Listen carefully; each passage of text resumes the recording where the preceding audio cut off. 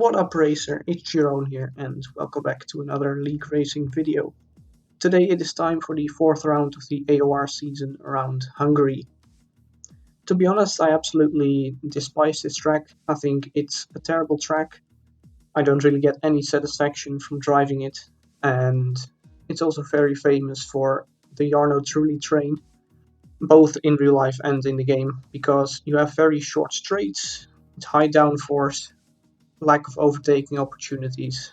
So I was really looking forward to driving this track, but we'll have to make the best of it, of course. And to be honest, coming into this, practice was quite good. I did nearly 2 full race simulations. Also spent quite a lot of time in time trial and practicing short quali format. I didn't practice for rainy conditions, so when I saw the weather forecast coming into the event, I was very happy that it didn't rain. So that's positive. But coming on to our first lap, this was just a very conservative one, as we see Seb just glitching through the wall. Not really sure what happened there. Very conservative first lap. You want to get a good banker on the board, just so you have time to compete against. 13.8, which is not very good. My personal best in time trial was a 12.7. And realistically for myself, if I would do a 0.2 or a 13.2 or 13.3, then it would be quite a good lap. I would be satisfied with it. If it's a 0 or a 0.1, then it would be very good already. And anything in the 12 would be an excellent lap for my standards. So second lap, already quite good. A 13.2 puts us in provisional pole. And to my surprise, there were only very few people who went out for 4 runs. I think perhaps was the only one, but you can quite easily do 4 runs around this place. So third run, set my time even a tenth sharper, so we're now on a 13.1, and this is the final lap in quali. As you can see, I lost a bit of time down the straight, but we will have to try to make up for it in other places. So you want to try and get on the power as early as possible here, which is very difficult at times. Coming into the tricky fast left-hander, missed the apex, so that also cost a bit of time. You don't want to brake there because it will unsettle the balance of the car. Anyways, coming into this chicane, quickly turn it down to none because you need to have a little bit of extra energy left for the end, for the last straight. Missed the apex there, which caused me to understeer off basically, so that lost me another tenth. And coming into here, braking too early, which also lost me time. So I really have to try and make up for it around the final sector. And that left-hander was quite good, so one more corner to negotiate. And unfortunately, it will not be an improvement. It will basically be exactly the same time, only 9,000ths off, as Jack Ladis puts in a 12.8, which is insanely fast. But to my surprise, I finished in second place in this qualifying session. I really did not expect to finish that high up, but I can also maybe understand why, because my driving style is rather smooth and really for the race and in qualifying as well, or especially the first stint in the race, you have to manage your tire temperatures, because if you just push flat out, your tires will definitely overheat. So you want to avoid that. But then 5 red lights are coming on. We have Pedro and Ralph behind us. Let's see if we can do the start. Not really, because we get the wheel spin coming off the start, and now Pedro is cutting across us, so we're kind of boxed in like a fish here. Coming into turn 1, as Ralph tries to go around our outside, but we have a better slipstream from Jack Ladis, and we keep third place for now. So we lost the position of the start, which, to be honest, I wasn't really too concerned with. The race basically really starts after the first stint is over. But I was quite dissatisfied with this early warning already. I said to myself, don't get any warnings on the first stint, but well, that's kind of gone out of the window now. So, of course, just has to stay concentrated, keep it on the black bits for the rest of the race, and just go from there basically. But as you can see in this first lap, its pace is really slow, of course, because especially your left rear and left front tires, you want to keep them, you don't want to overheat them. As soon as they hit 103 and especially 104 degrees, they will start to overheat and you will really lose grip. So that's what you want to avoid.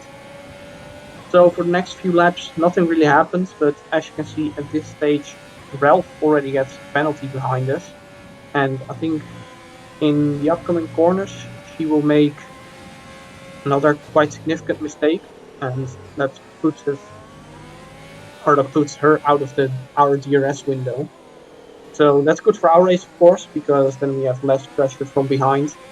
And at this stage, I really wasn't bothered trying to fight, make up positions. I just wanted to stick in the DRS range the cars had, and the real battle would start basically from lap 7 onwards. That was my pit lap. I had a discussion with my teammate Zach before the race, and essentially we both wanted to pit on lap 7, but we really didn't want to do an overcut. So we decided whoever is first has priority and take lap 7, and that's why Jack came in on, oh, not Jack, Zach came in on lap 6, my teammate. In the meanwhile, Jack Davis and Pedro ahead of me are having quite a bit of a fight in the last few laps, and to be honest, I really wasn't concerned. I just wanted to do an undercut and see what happens from there. Fortunately for me, none of them went in on lap 6, which also could have been a possibility. But fortunately, nobody did that. There were a few cars behind, or yeah, behind us in the pack who did go for lap 6, but you will see in a moment, as we are quite close to Jack Ladis now, because he made a mistake going through the middle sector. So let's see what will happen here.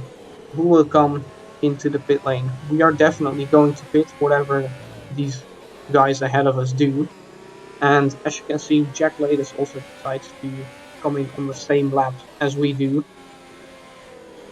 So that means we have someone to follow on our old lap. And quite a good pit entry, made up a bit of time on Jack, I think. But as you can see, coming out of the pit lane, Jack just gets an insane launch, which he already pulls seconds, as we also missed the apex of the first corner completely on our somewhat new and colder tires. So as you can see, this will be a bit of a repetitive trend for the rest of the race. Jack is 1 second ahead of us now, but basically for every lap in the race, it turned out he would just be 3/10 on average faster than us, as we get our second warning of the race. So that's completely not ideal, because this track is very harsh on its track limits, and it's very likely that this race can get decided on time penalties. Therefore, there's quite a difficult task ahead of us now, because we have to go 27 more laps without getting a time penalty. Talking about time penalties anyway, our last race in Silverstone, we got a 3-second time penalty, and after a steward inquiry, that time penalty has moved. So instead of finishing P8, we finished P7, so 2 extra points. We always take those. But now, more important things as we come down the main straight. Let's see where Pedro is. And as you can see, the red Ferrari is pulling out of the pit lane now. So our undercut has really worked favors for us, and we're now more than a second ahead of Pedro. And this is even better for Jack, because quite clearly his pace was a lot better during first stint of the race, and it really shows, because for the rest of the race he was just 3/10 faster basically than our race pace. But now coming onto lap 13, this is where Pedro closed up to us, got into our DRS range. On average, I would say he was maybe half a tenth to a tenth faster than compared to our race pace. So coming onto lap 15, going into lap 16, this is where Pedro was really close to us. And if I knew beforehand that he was racing on a pad instead of a wheel, where you have sort of inbuilt traction control, I really would have fought this harder. But as you can see, we defend the inside and then down the small straight with this DRS. So I really wanted to get past. So at this point, I still thought that with his lap fresher tires, he might still have been able to catch up to Jack again. But that was just a bit delusional to think, really, because, well, Jack's pace was just lights out for the rest of the race. So coming on to 27 then already, and basically nothing happened for the last 4 or 5 laps. I think I lost DRS range to Pedro, and unfortunately, I get my third warning of the race. Overall, for this race, I would say that, um, well, the possibility of getting a time penalty really hampered my race paces. Now, coming on to lap 28, this Williams that has retired already in the pit lane, but somehow the car came out of the pit lane again.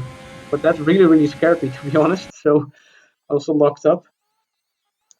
But yeah, as I was saying, with respect to time penalties, it really hampered my pace when I had 2 warnings. And as you can see now, in these upcoming laps, after I got the warning, my pace was a lot better, and I started to reel in Pedro again.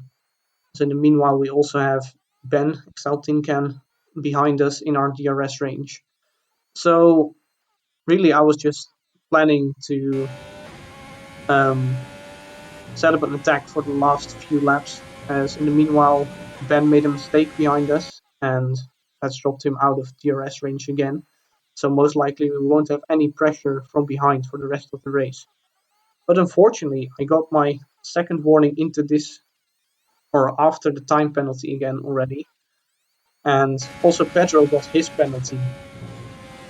And as you will see now on the top left, after the moment Pedro got his penalty, he just upped the pace again. And he was just out of our DRS range again. So that means we also won't be able to make another attack for second place in the race. Also, the alternative strategy runners did not really come through. Didn't really have to think about them. So overall, I was just very happy, to be honest. Even though I lost a position with respect to my starting position, it's my first podium. That's most likely going to be here if we can make the final corner. Just taking it very conservatively, of course, and that's P3 for the taking. So I was very, very happy with this, especially I wanted to bounce back after what happened in Sweden last time around, and I think this is the only good response I could give. So a podium around a track which I really did not expect to get a podium around. I don't like this track at all, but maybe I like it a little bit more now. So GG's to Jack and also to Pedro. I think my main mistake here was not knowing that Pedro is a pad racer, and out of the last corner he just got better traction every single time. So I should have defended my second place position harder in the end, and it was just delusional to think he would be able to catch up to Jack in front. So that is it for this video. If you enjoyed it, then I would really like it if you could hit the like button, and I'll see you for the next one. Bye bye.